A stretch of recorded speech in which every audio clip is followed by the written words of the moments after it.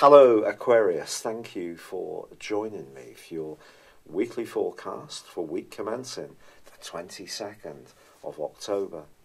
Since the 5th of the month, Venus, the planet of love, has been retracing her steps in the part of your situation to do with your worldly involvement.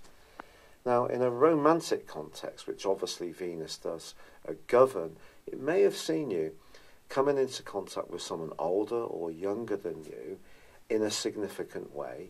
This may have been linked in some way to someone from your past, but equally with Mercury joining up on the 10th and Jupiter, the planet of growth, already in this location, this can be a time when you're raising your profile. And with the Sun joining in with these three planets this week, this is an awesome opportunity to recast your identity in some kind of dramatic but more powerful way. Remember, Mars, the planet of drive and of assertiveness, continues in your sign. So you're already in the mood to cut a thrust. But I think it is the Sun's combination with Venus at the heart of this week, which could see you cultivate a new and important contact.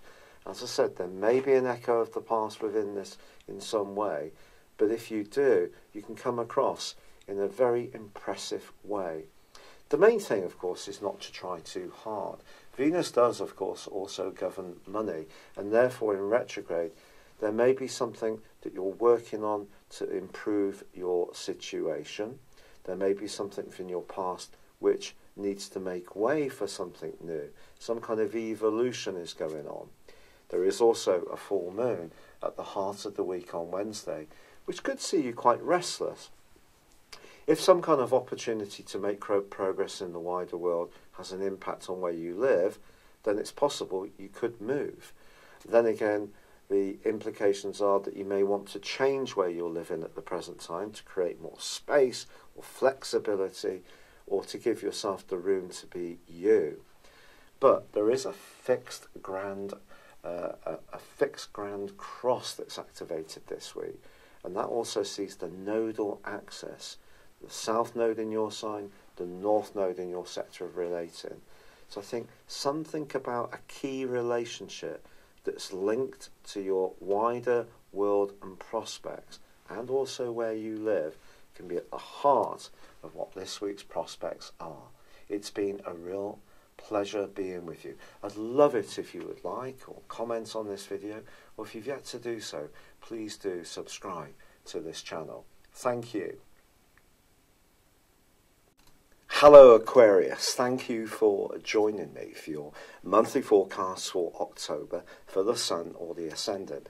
I'm edging a little bit forwards in the schedule, but still delivering these probably 3 or 4 weeks later than normal, so apologies for that, and thank you for bearing with me. This month begins with the Sun and Mercury in the part of your horoscope which is all about exploration. Now, exploration can take on many strands, because in the sort of late 1800s, we'd be talking about venturing to the poles, perhaps going to different places in Africa or South America, and that would be considered to be very ultra, very out there. But adventurism these days can take place from the comforts of our homes, so it can be through higher education, through exploring the internet, through watching different types of material on TV, different films. There's just such a plethora of information now. We're almost overwhelmed by it, aren't we? There's just so much choice. But I actually think you can thrive on that information this month if it helps you to feel more liberated and to bring greater spontaneity and stimulation to your world. And stimulation is something that you have a real appreciation for, because of course you're an air sign, and the Sun in Libra, also an air sign, feeds that triplicity of air. So you could find yourself having some inspired conversations, thinking about learning a foreign language, or applying for a higher education course, or doing some professional training, or travelling. And any of these things are entirely possible this month. And of course we do also have a new moon, which occurs on the 9th, which is almost going to supercharge the potential to shake up your world and make it that much more varied and can see you sort of living in the moment and pushing the boundaries out a little bit more. Now, one of the interesting things about being an Aquarius is that it's a fixed zodiac sign. Therefore, Aquarius people often have a preference for familiarity, which is kind of challenging to a lot of what you read about Aquarius people, because some astrologers put the emphasis on Uranus, the modern ruler of Aquarius, which of course is about being much more rebellious, it's about new experiences. But the traditional ruler of Aquarius is Saturn, and that's very much, of course, about stability. So this particular energy in the first 2/3 of October is asking you to explore, whether it's from the comfort of your home, whether it's from pushing out physically, whether it's from taking a more varied approach to life and being less hidebound by those everyday obligations and considerations. But of course, that may be the principle. The planets also set up some challenges within the journey. The first one comes up on the 2nd of the month, because there's a quarter moon in the sign of Cancer, which of course is emotional, it's feeling, and it's cardinal. And that squares up with the sun. And the suggestion is that even if you are trying to be a bit more free-spirited, then some obligations and responsibilities may call out to you, and you may find yourself having to juggle. So we can't totally just forget about all the things that we should be doing. Now, the next challenge that happens in the month is that Venus, the planet of love and affection, which is in a very visible part of your horoscope at the moment, the 10th solar house, slams on the brakes and goes into a retrograde through to the end of the month in the sign of Scorpio. Now, Venus in this area doesn't necessarily have a limited effect just on relationships. It may also have an impact on your professional interactions too. So if you are someone who's trying to raise your profile, I think the key with Venus retrograde is don't try too hard. If you're cultivating new contacts, just try to be as relaxed as possible. In a personal relationship, you could start to think much more about the importance of it in your life. Is it something that's going to play a central role in your situation for many moons to come? If it is, the retrograde can be entirely positive, because you can start to think of ways in which you can put roots down. Could be through property, could be through a ceremony which binds you together with your partner. But of course, Venus retrograde can also point towards difficulties in relationships. And the 10th house can in some ways point towards relationships with bosses, but also with older family members. Or if you're an older person in your family unit, it could be with younger people. And there may be some rethinking going on, especially if something has been out of kilter. Now, pardon me, the new moon, which occurs on the 9th, as I said before, is going to oxygenate that desire to spread your wings. But ironically, it does clash with 2 other planets. I think the most important, rather challenging influence is with Pluto. This occurs on the 9th for 1 week. The Sun is going to be squaring up with Pluto, but the influence, because it feeds into the new moon, suggests it's going to last for a month. If there is something that you want to open up and be much more expansive about, it's possible that some very, very deep issues within you, or me, being an Aquarius, could play a role psychologically in somehow challenging our desire to be more expansive. But then again, Pluto is also, especially in the 12th house, very much about secret enemies. Unfortunately, if this sounds a little bit grim, I apologise, but Pluto has been here since 2008. It just depends on where your Sun is in Aquarius, how much influence it's had so far. So I think if your birthday is in the first half of Aquarius, you will have felt the influence of Pluto quite keenly. For example, my Sun is on the 1st degree of Aquarius, so Pluto I felt very, very keenly indeed. So what we've got here is something that you may want to speak the truth about, the 9th house, the Sun in Libra, and then something that someone else may be resisting, power, Pluto, because they want to keep it quiet, or keep you or me quiet, or conversely, it may be something that you're yet to synthesize in your emotional thinking and way of being that does point towards more psychological patterns or ways of attitudes that you're not quite so conscious of. So some kind of challenge can come up on the back of this new moon. It's also forging a quincunx with Neptune. Neptune in the sector of resources for Aquarius people since 2012 just suggests that over the next month, don't be too free and easy with spending. I think that's a simple rule of thumb. And also, if there is something that someone tries to excite you about, for example, a new venture, then just be guided by your gut instinct. Don't get too caught up in other people's dreams and fantasies. Retain that very logical, analytical approach that's very much part of you. Now, on the 10th of the month, Mercury moves out of Libra and ingresses into Scorpio, joining up with the retreating Venus and also Jupiter. Now, I actually think this can be incredibly positive if you are wanting to raise your profile and be much more goal-orientated, develop ambitions, and really try to apply for jobs, go for a promotion, start your own business, or supercharge some kind of strand around an ambition that's already ongoing. Now, obviously, everyone's ambitions are different, so not everybody is about business or money or status. It could be something that's to do with learning skills, it could be to do with travel, it could be to do with education, it could be to do with you just evolving more confidence in the way that you operate with in the wider world. And this is going to become a critical theme from the 10th for the rest of this month, I feel. However, that new moon cannot be underestimated in terms of its potency, because the new moon sees something needing to germinate, doesn't it? It's something that needs to find a path forwards. And so tuning into that more psychological side of your nature is going to become a really big theme. I think it's just absolutely going to happen. So this could see you sharing experiences to people that perhaps up until now you've kept confidential.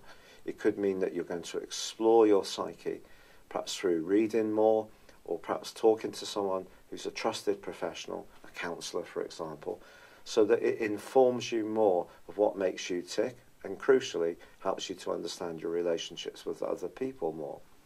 But from this comes this much more ambitious thrust, because the Sun moves on the 23rd into Scorpio, and it's going to meet up with the retreating Venus.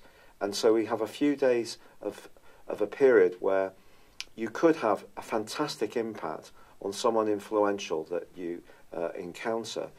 This could be through some kind of proposition that you put together. Someone may experience you and think that you've really got something valuable to say. You may find yourself on your local radio station, in your local newspaper, or perhaps doing something yourself that just sees you up in your presence in whichever way. You will want to take on more authority in the last 10 days of this month. And a leadership role awaits.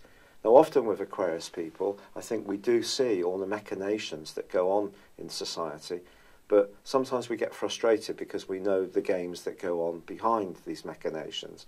But you may find yourself saying, well, look, someone has to take a lead. So your career, your job role, something can come into focus sharply. But the crucial thing here as Aquarius is that both the Sun and Venus in that conjunction go opposite Uranus, your modern ruler, which has been shaking up your home and emotional sector ever since mid-May. And I think there is the potential for some of us to be sprung out of a role which isn't working for us. So some kind of responsibility or obligation that we've got which we're not enjoying, we may seek some liberation from it because it's just become too oppressive. Now, the crucial thing is that there's also a full moon which occurs on the 26th, and that is conjunct Uranus as well. So your emotions at that stage, mine as well, are going to see us being much more outspoken, I feel, about something that we feel deeply personal about. Could be to do with the family, could be to do with something in our home environment that we might suddenly want to shake up and change. So something can change the status quo over our role in life for good or for a more challenging reason. It just depends on your unique circumstances. But crossing the axis of this opposition is the North Node, the Dragon's Head in Leo, which ever since May the 10th, 2017, has been emphasising relationships. And in fact, the incredible thing for me is that immediately the North Node, which has a kind of Jupiterian influence, entered into Leo. So obviously I have the Sun in Aquarius, I have several influences in Aquarius. That's when I met Elisa. We've been speaking for 3 years, but that's when she came into my life more fully, was in the May. So the North Node can't be underestimated. But at this point, it's getting back to the very, very start of Leo, because it inverses. It doesn't go, it goes anti-clockwise, whereas the planets go clockwise. So it's going to move in November of this year into Cancer. So I do feel that we've got a grand fixed cross. So I do feel that something to do with the way we relate, and it could be around that professional situation or around a family or emotional situation, is at the root of what's going to happen on the back of this phenomenally important full moon, which can be about liberation or it can be about fulfillment. And it just, even if something changes in a way which is perhaps a little bit unsettling, it's for a reason, because it's taken you or I towards a better future that's more exciting. And with Mercury also moving on the last day of this month into the sector of friendship and networking, you're going to be amazed at how many good vibes come in at the end of October, even though Mercury is technically in detriment in Sagittarius. So we've got this grand fixed cross. Fixed energy is about permanence, it's about stability. But with Uranus buzzing away on the axis to do with emotional, family and home-based energy, something is going to be unsettled, I feel, for good or bad. And because fixed energy resists change, that can create tension. So the best way to deal with this, and going back to that new moon with Pluto, is to submit ourselves to the process, which of course is very scary at times, because especially being an Aquarius, the fixedness again, liking that degree of routine and familiarity. But then there's the other side of Aquarius, the duality, which gets really excited about new challenges and change and shaking things up and being more outspoken and telling people how it is, even if we know it's really going to seriously, well, you know the adjective I was going to use. So an exciting time, but it is a time of potentially pushing a change. And that change may not be obvious at the start of the month, but I think an openness to new ways of thinking, new ways of being, is certainly going to help the process. But don't underestimate just what impact you're going to have on people this month. Your star is in the ascendant, but it's just pushing you to change how that star is manifested. And it can be manifested in the most sparkling of ways possible. The Sun conjunct Venus. So although some astrologers are going to be putting a lot of emphasis on Venus's retrograde, and the negative side of that, I fear, I do feel that there are lessons to be learned from this month which are beyond that. Venus retrograde actually then inverses back into Libra from the start of November.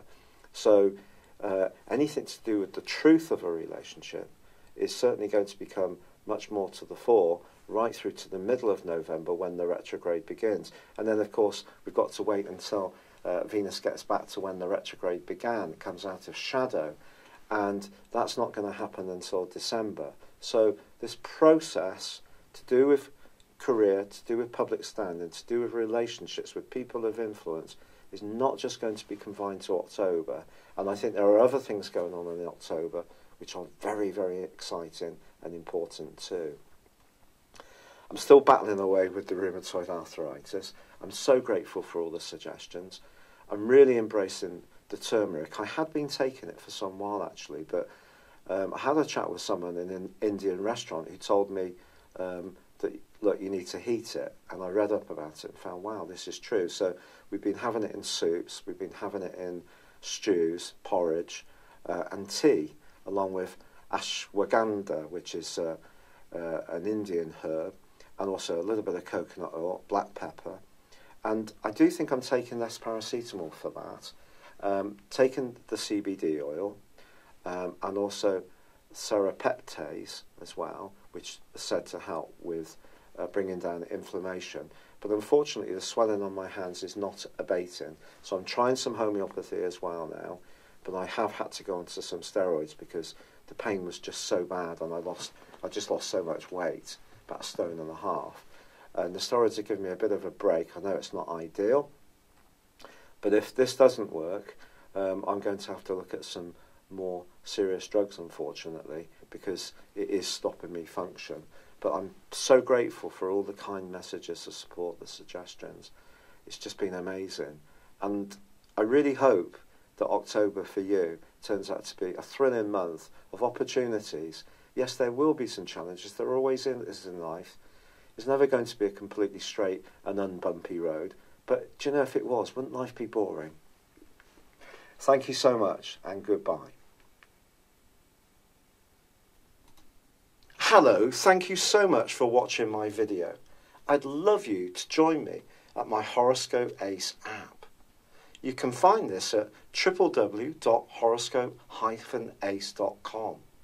You can use it through Android, iOS, Apple, or Facebook. Check out your ascendant or your moon sign, or download your free birth chart. There's all your favourite videos, plus there are daily, weekly, monthly and yearly horoscopes for general, love, Chinese and Indian astrology.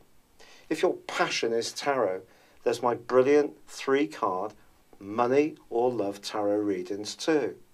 And it's all there at www.horoscope-ace.com. Thank you.